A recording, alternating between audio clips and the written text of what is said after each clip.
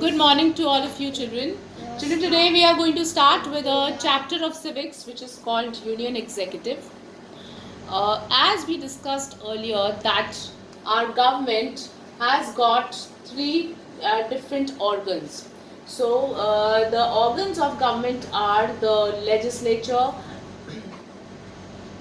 which frames the laws, okay, then it is the executive, which we are going to study now. This is that organ of the government which executes or puts into action whatever is being framed by the legislature. And the third organ is the judiciary. Judiciary is that organ of the government which frames laws as to what will happen when any law or any order will not be obeyed. So judiciary consists of all the courts, okay, and what will be decided in case of any punishment which has to be given to anyone who is a criminal or who doesn't follow the rule. Okay, so this we have already discussed before the vacation, the legislature and the parts of a legislature. Judiciary we are going to do in future. Today I am going to discuss about the second organ of the government, which is called the Union Executive. Okay.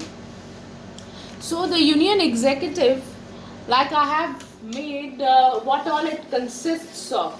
Children, if you remember in the last chapter we studied, and all of you know, I'm sure, that we have a federal type of government. Federal type of government means that the government is divided into the center and the state.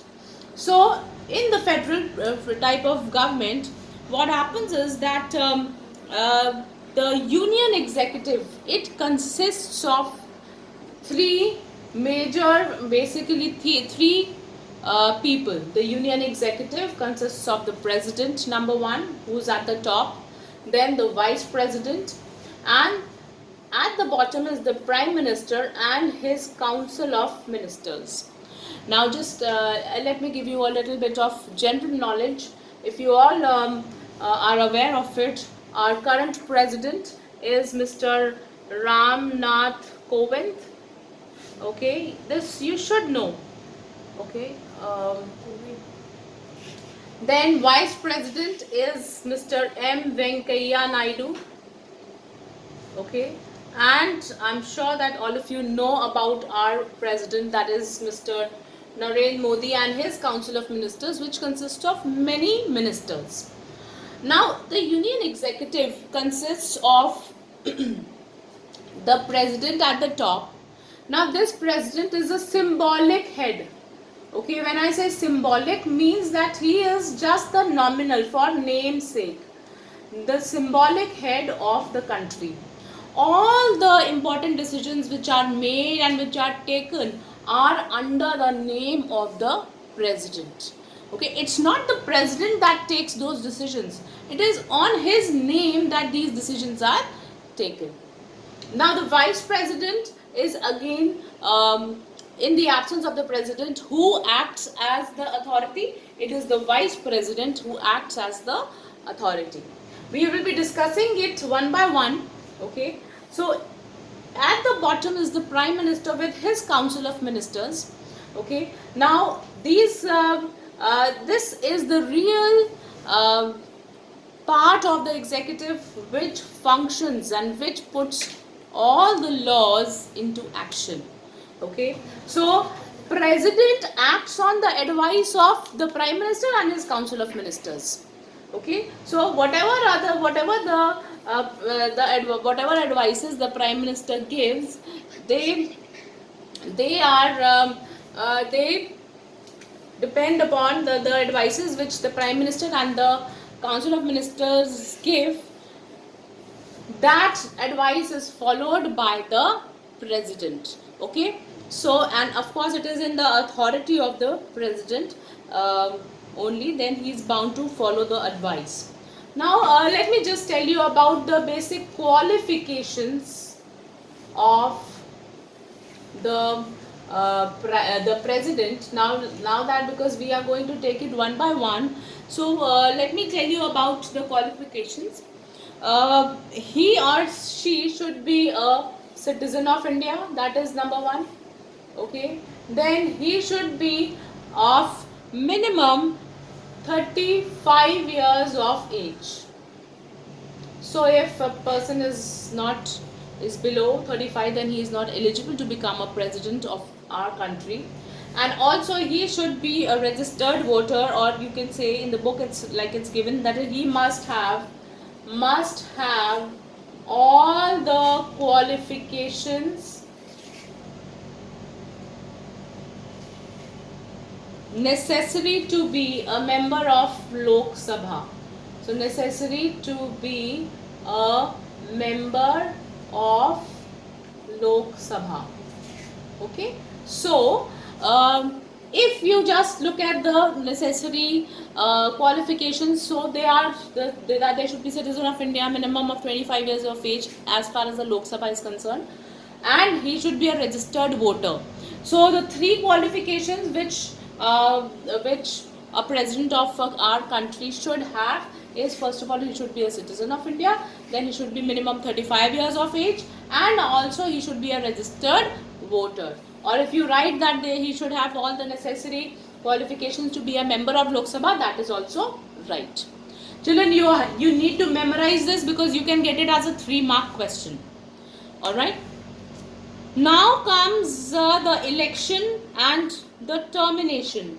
Okay, the president, how is he elected? So for election, he is elected. Let me just rub this.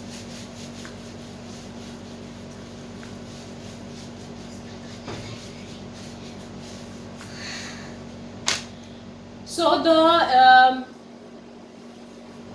election of the president is done by an electoral college.